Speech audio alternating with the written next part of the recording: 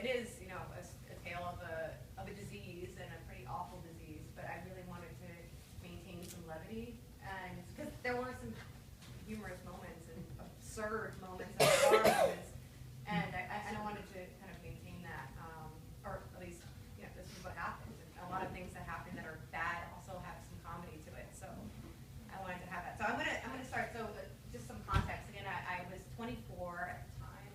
I had just started as a full-time reporter at the New York Post, which had its own kind of bag of tricks with it, because I was general assignment reporter, which means that you every day you don't know what you're going to be covering. You know, you could be covering Alec Baldwin's rants on the side of the road, or amazing article in New York Magazine, so if you haven't seen it with him ranting. But anyway, or you were covering a murder, or you were going to prison, or you were covering something like hottest bartender in New York City. You know, you never knew what it was going to be and how serious or how difficult or how ridiculous it was going to be. So I think it took me longer to figure out something was going on internally, because my external world was so bizarre, really. So it took me a long time. I think longer than maybe it would have been for other cases. So I, as a Sunday news reporter, I was responsible for pitching and executing these stories. So every Tuesday morning, I would come in for a pitch meeting and have ideas and throw ideas out, and maybe half of them would stick, and then maybe even half of that would actually make it into the paper. But I always had something. Thank you. I always had something to pitch. I always had at least something to think of. But this one Tuesday, when I went to my editor's office, I completely forgot about the meeting. And it wasn't as if I was trying to skirt the meeting, or I was just being lazy. It was that it just completely vanished from my mind.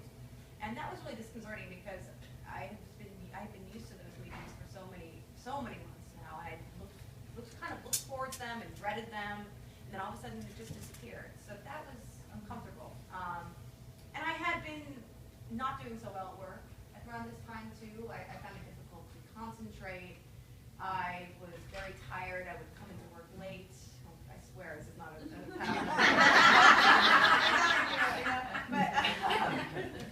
but I wasn't doing a great job, and I think my editor was probably leaning towards firing me a little bit at this time, because I was kind of that all over the place. But he gave me one more shot, and I'm just going to start from there. I want you to interview John Walsh tomorrow morning when he comes in for a Fox News interview. He's working on a new episode about drug smuggling submarines I think could be a fun page lead. Sure, I said, trying to muster up the enthusiasm that had once come so naturally. It did sound exciting to interview the host of America's Most Wanted, but I couldn't seem to focus. The first thing I needed to do was a clip search. So I called the Post librarian, Liz. So the Post has this tiny, they call it a library, there's not one book in it. It's this place where they go online and check clips for you, or take contacts for addresses, people who are trying to interview. But Liz is an interesting librarian. She's a researcher by day, Wiccan priestess by night. Instead of asking for a search, I requested a tarot reading. She had actually, this is not in the book, but I had a crush on a guy. This was before my boyfriend Steven. I had a crush on some guy, and I asked her to make a love candle for me, and she did, and it worked. And I was convinced that she's like, I mean, really, yeah. Liz practiced modern witchcraft using candles, spells, and potions. She had recently been appointed third-degree high priestess, meaning she was able to teach the craft. She wore rows of pentacles and flowing Stevie Nicks-style clothes, and even donned a black cape in winter. She smelled of incense and patchouli and had drooping, trustworthy puppy eyes. There was something attractive about her energy, and despite my innate skepticism of witchcraft and religion overall, I found myself wanting to believe in her. I need your help, I said. Things are not going well. Will you do a reading? She said, laying out a deck of tarot cards. She drew out each syllable. So I see good things, positive stuff. You're going to have some sort of a job change, something freelance outside the Post. Financially, I see good things for you. Waves of calm coursed through my system as I concentrated on her words. I had needed someone to tell me that I was going to be okay, and those odd setbacks were just blips on the radar of my life. In retrospect, Liz may not have been the right person to go to for this kind of Oh man, I feel all floaty, Liz added. Yeah, me too. And I did. When I returned to my desk, Angela, my friend Angela, a coworker, looked depressed. A fellow post reporter, our resident Renaissance man who had covered all sorts of beats of the paper, had passed away from melanoma. An email was circulating throughout the newsroom outlining the funeral arrangements that Friday. He'd only been 53 years old. It made me think of my own melanoma diagnosis, and for the rest of the day, even as I should have been researching John Walsh and those submarines, I couldn't force the sad news out of my mind. The next morning, after another sleepless night, at this time I had stopped sleeping. I couldn't get to sleep, I was just on edge. I was completely unprepared when 9:50 a.m. hit, but I headed out to meet Walsh in an empty office down the hall anyway, hoping I could just wing it. As I walked through the hallway, framed post front pages began to close in on me, their headlines contracting and expanding. And you know the famous post headline, headless body and topless bar. That one wasn't there, but there was things like cheated on me, spaceship explodes midair, all said and died, Diana dead, the kink and I, Chillery. The pages were breathing, visibly inhaling and exhaling all around me. My perspective had narrowed as if I were looking down the hallway through a viewfinder. Fluorescent lights flickered and the walls tightened claustrophobically around me. As the walls caved in, the ceiling stretched sky high until I felt as if I were in a cathedral. I put my hand to my chest to quell my racing heart and told myself to breathe. I wasn't frightened. It felt more like the sterile rush of looking down from a window of a 100-foot skyscraper knowing you won't fall. Finally, I reached the office where Walsh was waiting for me. He still had the makeup on from his Fox News interview and had melted a bit under the bright lights of the studio. Hi, John. My name is Susanah Cahalan. I'm the post reporter. As soon as I saw him, I started wondering, oddly, if Walsh was thinking right then about his murdered son Adam, who had been abducted from a department store in 1981 and found decapitated later that year. My mind wandered around this macabre subject as I stood smiling blandly at him and his manicured publicist. Hello, the publicist said, breaking my train of thought. Oh, hi, yes, my name is Susanah Cahalan. I was really talking fast. I mean, I talk fast, but I was really talking fast at this point. I'm the reporter of the story, you know, on the drug smuggling. Walsh interrupted me here. Submarines, yes. He only has 5 minutes, so we should probably get going, the publicist said, a hint of annoyance evident in her tone. So he started going on about these South American drug smuggling operations, and I remember not being able to comprehend what he was saying and translate it into words. So I could hear what he was saying, I could understand it, but I couldn't actually translate it to the page. So instead of just staring at him, I wrote down random words to make it seem as if I was paying attention. Great journalism right there. It is very cunning, he said. I laughed at this line, though I didn't know then and still can't figure out what about that word seemed so funny. The publicist shot me a puzzled look before announcing, I'm sorry, I have to interrupt the interview. John needs to go. I'll walk you out, I said with pressured enthusiasm, and led them to the elevators. But as I walked, I could barely maintain my balance, bumping into the walls of the hallway, reaching for the door to open it for them, but missing the handle by a solid foot. Thank you. I'm a huge fan. My gosh, I really wasn't. Walsh, kindness, possibly accustomed to this type of eccentric effusiveness that was in fact divorced from my typical interview style. It was a pleasure, he said. I still don't know, and probably never will, what he really thought of that post reporter, especially because the story never ran. This would be the last interview I conducted for 7 months. So, just a sidebar, I didn't put this in, but I remember my editor, Paul, Poland, who is in the book, who's still a very dear friend of mine, when he read the book and he edited a good portion of it, he's a wonderful editor, he's like, did we write that story? I was like, no.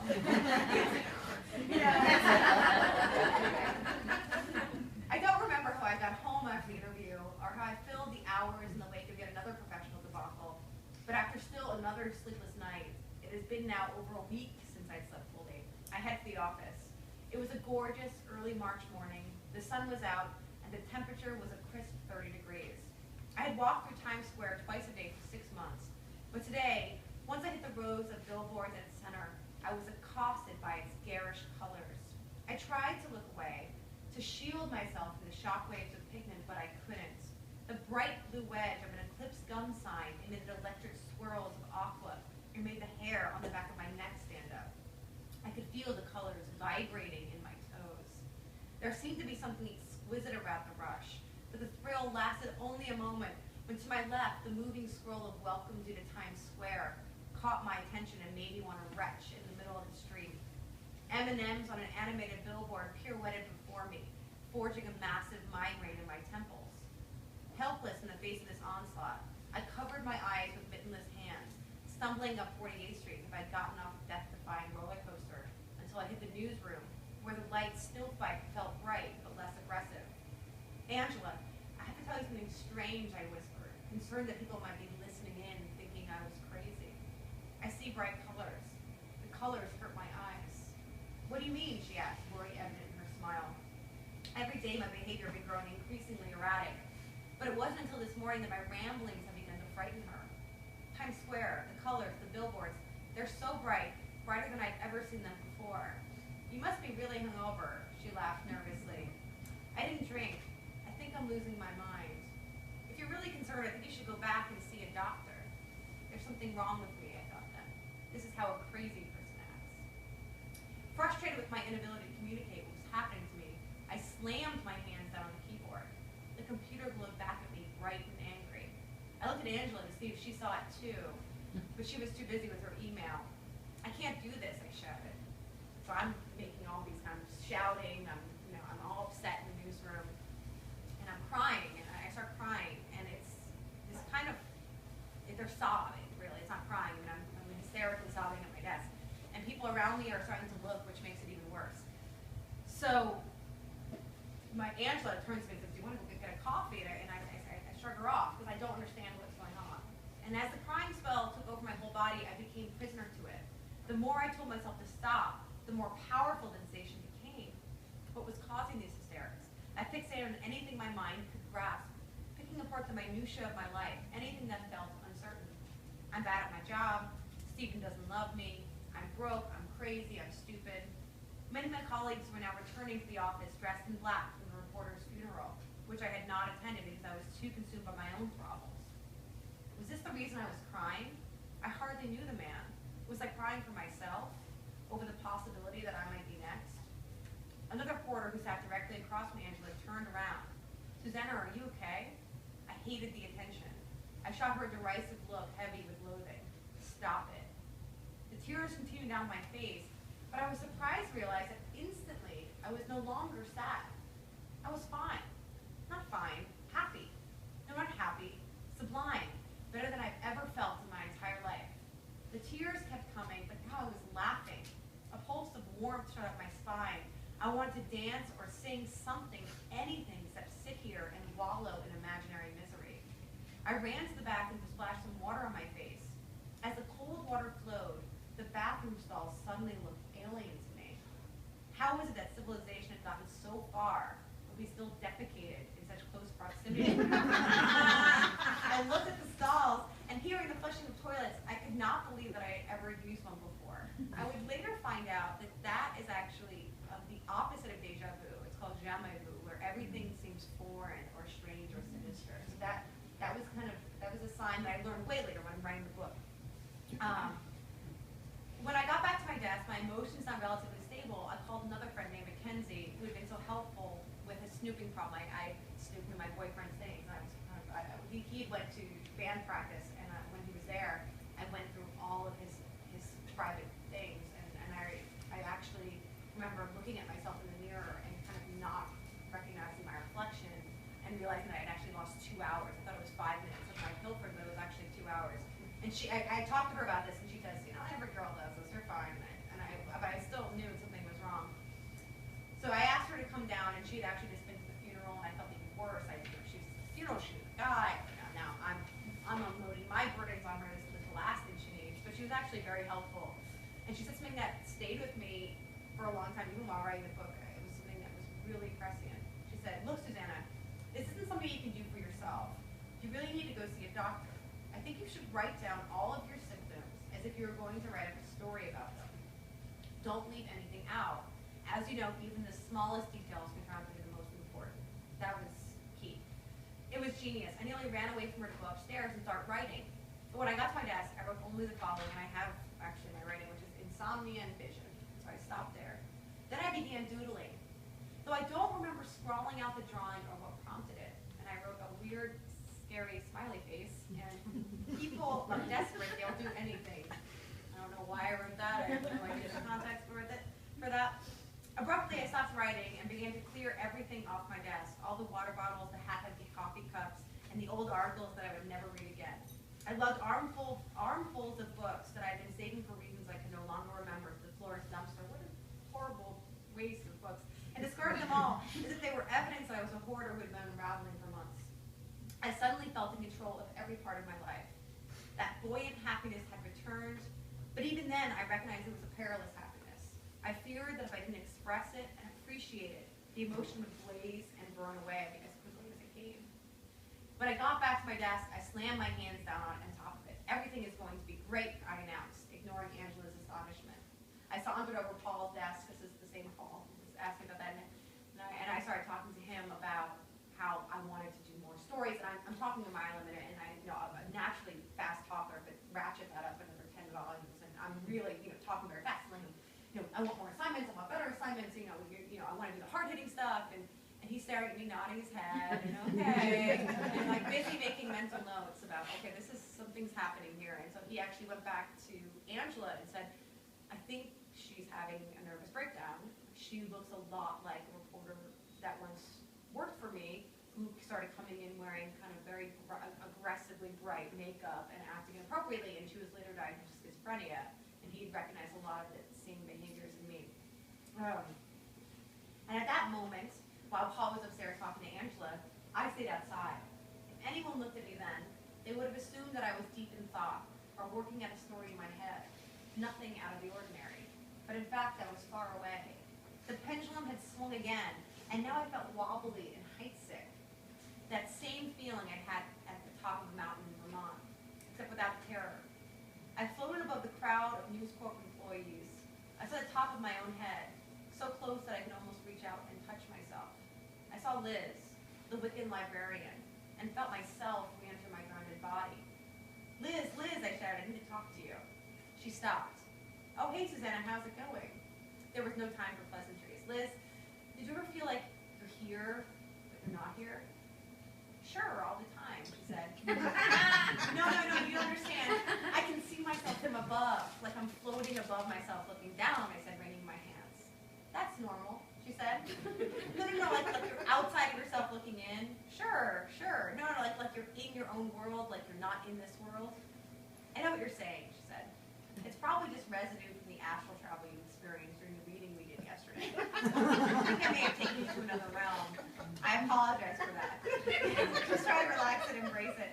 That was the oddest diagnosis I had. Not the only one, but the oddest. So at that point, I go back and in the world of journalism, when someone has a problem, you take them out for a drink, right? That's what you do. And so Paul told Angela, my editor told my colleague to take me out to drink to find out what was going on. So I went to the Hilton hotel bar, which overlooks Times Square, which when you're feeling this way, it's not the best place. I remember walking, we had to take like 7 floors up to get to, in this elevator, and I had to get off the elevator because I was crying so hard that I couldn't stay on the elevator. I thought I was going to fall off, so I'd have to stop and then compose myself and then get on the elevator and start crying again. And I remember there was this really ugly patterned rugs, and my vision was starting to kind of blur, and I remember like they started kind of blurring, and yeah, it was a very uncomfortable experience, and the bar was pretty much empty because it was the middle of the day, except there were a few kind of pockets of businessmen around staring at me because I was crying, but that made it worse because I think they're staring at me, why are they staring at me? So she didn't really find out anything from that. I just kept saying, I don't know what's wrong with me, and I think I'm going crazy. That night, I went home, and Stephen was in my apartment, and he was cooking. He's a really good cook, so he was cooking. And I told him, I really don't think that you should stay because I don't sleep at night, and I'm going to keep you up. And he's a very kind person. He said, don't worry. Again, like everyone's trying to solve my problem with alcohol. All the problems are fine. You sleep.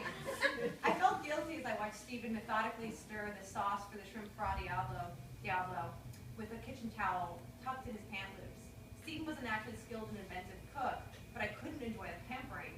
Instead, I stood up and paced, My thoughts were running wild, from guilt to love to repulsion, and then back again. I couldn't keep them straight, so I moved my body to quiet my mind. First of all, I didn't want him to see me in this state, so I'm trying to stop myself from pacing around, but I can't control it. I have so much excess energy, and I don't know what to do with it.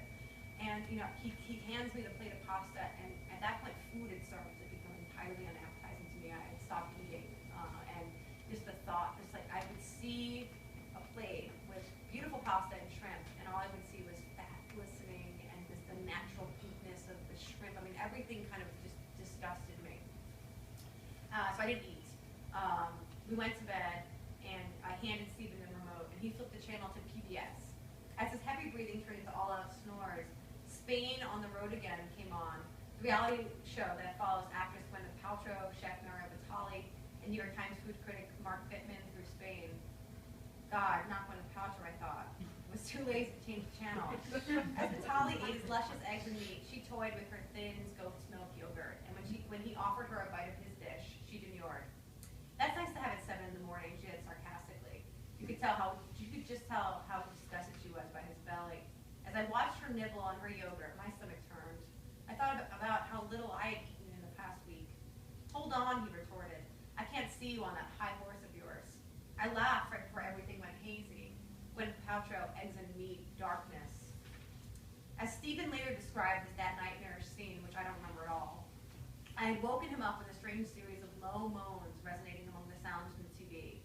At first he thought I was grinding my teeth, but when the grinding noises became a high-pitched squeak, like sandpaper rubbed against metal, and then turned into deep, sling blade-like grunts, he knew something was wrong. He thought maybe I was having trouble sleeping, but when he turned over to face me, I was sitting upright, my eyes wide open, dilated but unseeing. Hey, what's wrong? No response. When he suggested I try to relax, I turned to face him, staring past him like I was possessed. My arms suddenly whipped straight out in front of me like a mummy, as my eyes rolled back and my body stiffened. I was gasping for air. My body continued to stiffen as I inhaled repeatedly with no exhale. Blood and foam began to spurt out of my mouth through clenched teeth. Terrified, Stephen stifled a panicked cry, and for a second he stared frozen at my shaking body. Finally, he jumped into action. Though he'd never seen a seizure before, he knew what to do. He laid me down, moving my head to the side so I wouldn't choke, and raced for his phone to dial 911. I would never regain any memories of the seizure or the ones to come. This moment, my first serious blackout, marked the line between sanity and insanity. Though I would have moments of lucidity over the coming weeks, I would never again be the same person. This was the start of the dark period of my illness, as I began an existence in a purgatory between the real world and a cloudy, fictitious realm made up of hallucinations and paranoia. From this point on, I would increasingly be forced to rely on outside sources to piece together this lost time. I'm going to open it up for questions.